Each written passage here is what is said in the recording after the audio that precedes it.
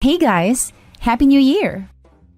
Our first story is titled, Am I the A-hole for telling my sister it's a bad idea to have another baby?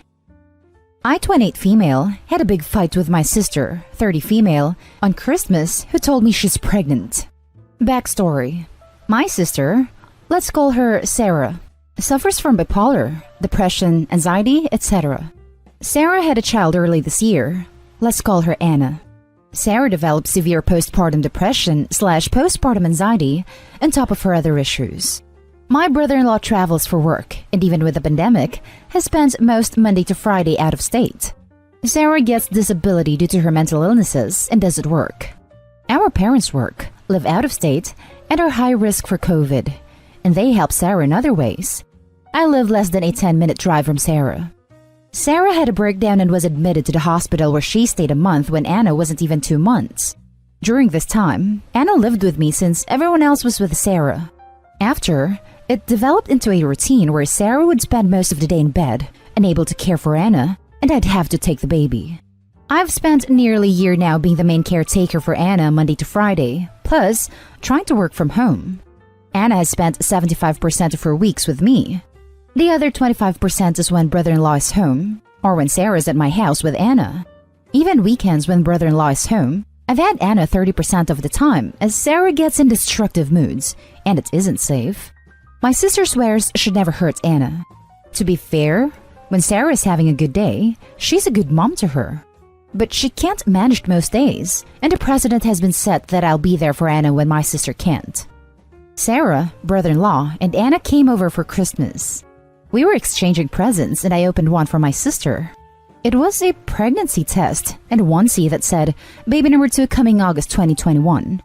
The only thing I could say was, "Are you serious?" with an edge to my voice.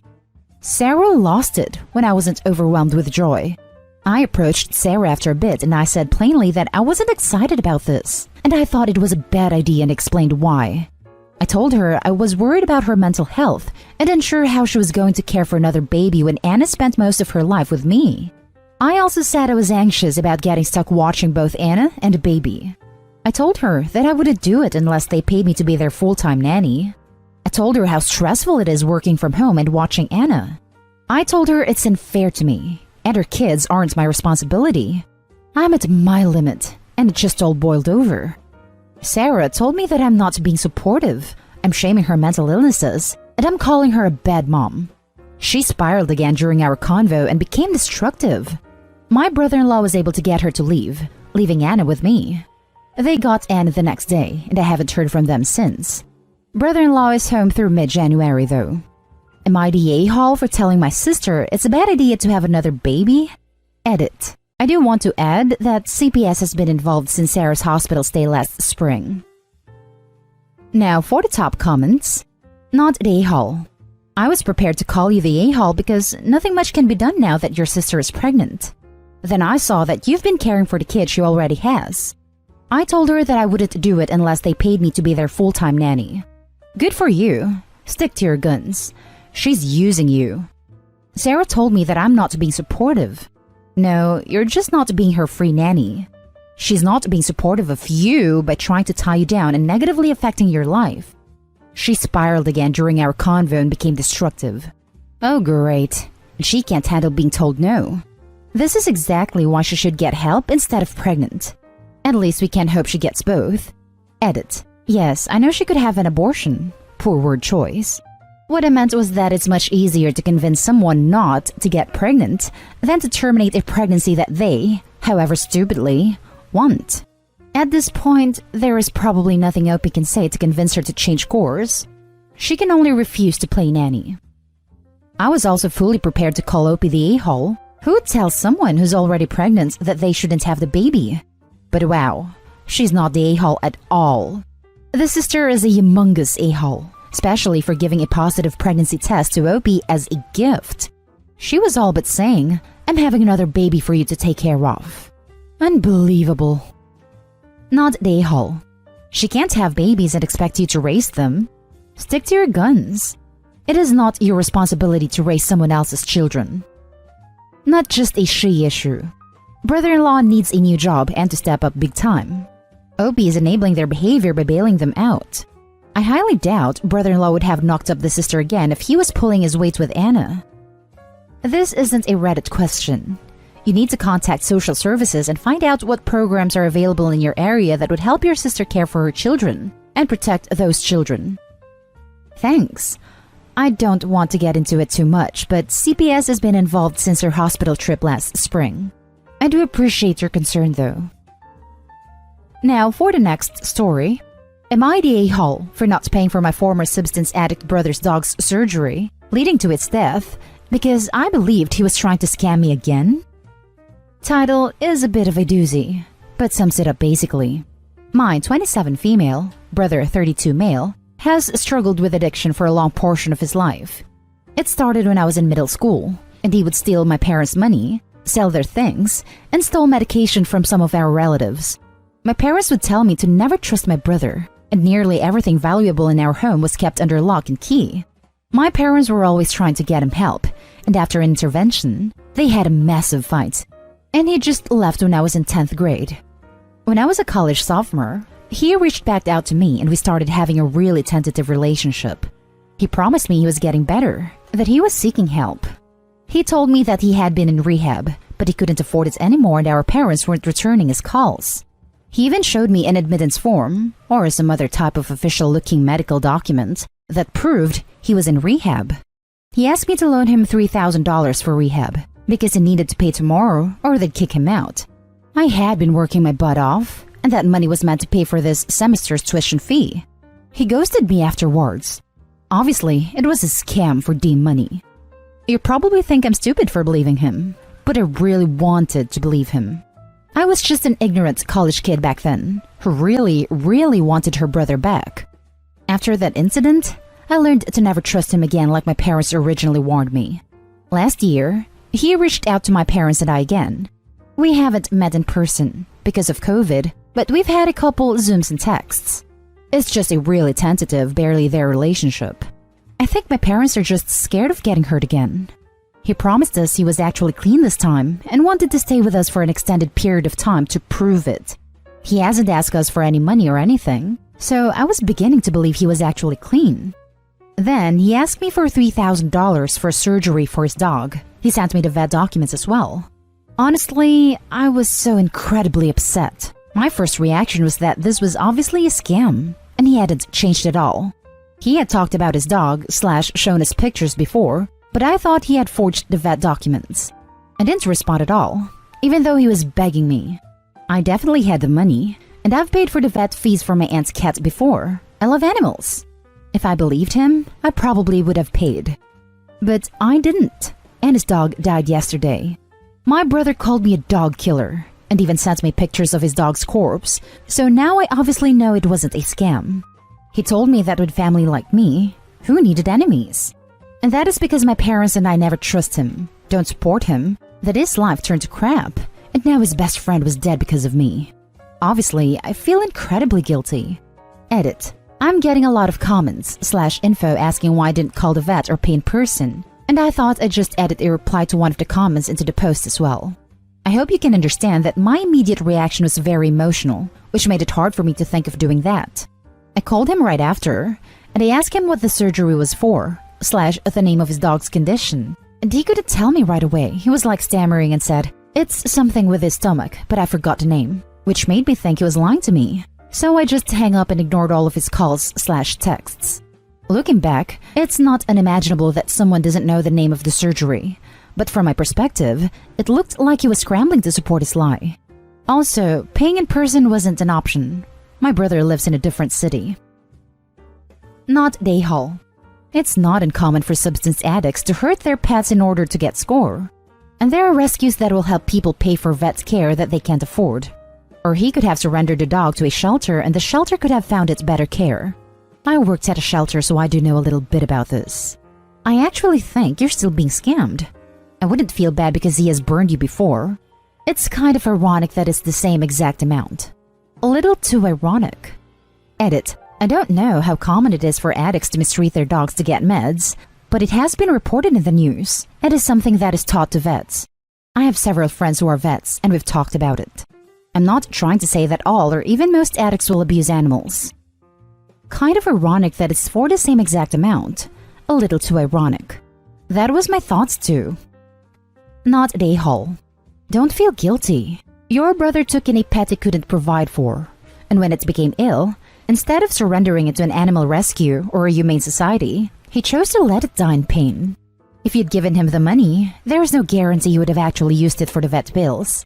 There has been a recent spate of addicts injuring their pets so they can get opioids through the vet's office. Not a hole, and he absolutely could still be scamming you. How do you know that's not a friend's dog he's been lying about, and who was humanely euthanized for other reasons? How do you know he didn't hurt the dog in an attempt to get pain meds for it that he could use? And yes, this absolutely does happen. There's even a database vets can look people in to see if they've done it before. Even if in the end, he told the absolute truth and the dog died because he needed $3,000 for surgery, it's still 100% not your fault. His dog, his responsibility. And he has no one to blame but himself that his family didn't believe him when he needed them to. Even if he was completely honest this time, it's still not your fault, OP. It's a cry wolf situation he created for himself. He's at fault. The next story is titled, Am I the a-hole for kicking my sister out after she refused to help me with vet bills? Backstory, I, 21 female, managed to move out on my own 4 months ago in a different state to my family. I moved with my cats and one dog. My sister, 24 female, got kicked out a little over 3 months ago because she has a rocky relationship with my mother. She came to live with me, something I wasn't happy about. I thought I had finally escaped my family, and then she called me crying about being homeless, so I agreed. She's saving up to buy her first home and has a lot of money saved, $60,000, something she shows me on a regular basis. I am not that rich, as I just spent my savings on house deposits, university, and moving. She refused to pay me rent and made me out to be a monster when I asked because she was trying to save money. She drives my car, never pays for petrol, and 3 weeks ago, rammed the side into the gate. Something she said wasn't her fault until she admitted it. The insurance almost wrote my car off. I had to pay a lot in excess, so all my savings are just gone. My dog was in an accident yesterday where she tore the tendon in her leg. She's had surgery last year on it. She is limping, and I'm crying because that surgery cost $3,000. Now she needs it again. I asked my sister if I could loan the money off her, and she looked at me and said, I don't have any money for that. I got mad, but I know she has a right to say no. It's her money. So I told her she can't live with me anymore, because she was the reason all the savings I had left were gone. That it's okay she's saving money, but I can't save money with her living with me. She is angry at me, so is my family. She went back to my mom's, and I've been told I'm not welcome while she still lives there. Am I the a-hole for kicking her out? I feel like it was petty, but she knew I had no way to pay it after spending so much money fixing my car that she ruined. Edit. The excess was $2,500 as I am younger than 25, so insurance has a larger excess. I told her I would give her back $500 when I get paid as she said she would pay for the car. She didn't, and is now saying she wasn't at fault. Now for the top comments. Not the a-hole. I say escalate the situation and go block everyone and go no contact unless you get help to pay for the car. Make it about the car, then you will have money for the dog. Tell your family she flouted money in your face, crashed your car, and refused to pay rent. She can get bent for all you care. Keep emotion out and logic in. Yeah, this. Escalate the situation. They're completely disregarding you and playing favorites with your sister. You need to show them that you aren't their punching bag, and that their actions have consequences. Not the a-hole. She needs to pay for the damage to your car. She's not responsible for the dog, but she did wreck your car. I told her we could call it even, and I just give her an extra $500 later, as she said she would pay for it, but now is saying she won't. I will go no contact. Mom doesn't know about the money she has saved, or she would make her get her own place. I will keep bringing up the car, but I think she isn't going to give me anything, so as of next week, I will be blocking. Thank you for your insight. I don't know if this is cruel or petty, but maybe it's time to tell your mom she has that kind of money? Now for the last story. Am I the a-hole for not splitting my daughter's electrolysis fund? When my daughter was born, She had a veritable fur rug of black, curly hair on her back. It was super cute in a baby, but did not fall out like many weird hairs do on babies. Y'all, I cannot stress this enough. Her father is Italian, and she had more hair on her back than he did. After talking with my father, we started a small fund for her with the sole purpose to afford electrolysis in the future. Now, 13 years later, that fund is causing an issue. Essentially, there is about $5,000 in there.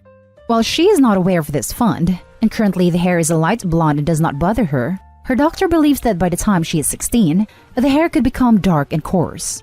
While I love my daughter unconditionally, I also know that girls are often teased for physical appearance pieces they cannot control. Her doctor has confirmed that laser treatment might be uncomfortable but would be otherwise harmless and would probably solve the problem. Bleaching may be a temporary solution, but we would also pay for this from the fund. Recently, my older child has started college. Due to some funding issues with scholarships, we wound up owing $3,000 in tuition, /room, /board for the first semester. The second semester shortfall will be similar, but the issue should be corrected in his second year. Because I lost my job with the pandemic, I called my dad, who has set aside a similar fund for each grandchild, whether they have need or not, and he tapped my oldest fund. My stepmother is livid. She thinks I should have simply tapped my daughter's fund, since it was for cosmetics, and by keeping the fund, I'm saying my daughter's appearance is more important than my other child's education. I can kinda see her point, except that there are funds for all the grandchildren, and if she doesn't use it for hair removal, it is still my daughter's money. It is worth noting my father and stepmother have totally separate finances, so this money does not affect her. So I am, in fact, valuing my daughter's physical appearance over my older child's education, making me the a-hole? Not the a-hole. First off, your stepmom has zero say in what your dad chooses to do with his money. Second, you're not valuing your daughter's appearance over another daughter's education. You're valuing the psychological impact this could have on your daughter and your ability to prevent that. Both are equally important and both need to be attended to.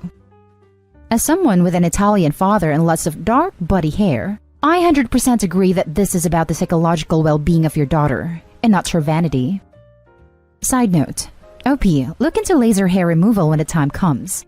It's a bit more expensive than electrolysis, but is significantly more comfortable, quicker, and significantly more effective in my personal experience. Not the a-hole. Kids are cruel. There are no ifs, ands, or buts about it. I wish it wasn't so, but that's just the facts of life. That's not a cosmetic fund. That's a mental wellness fund.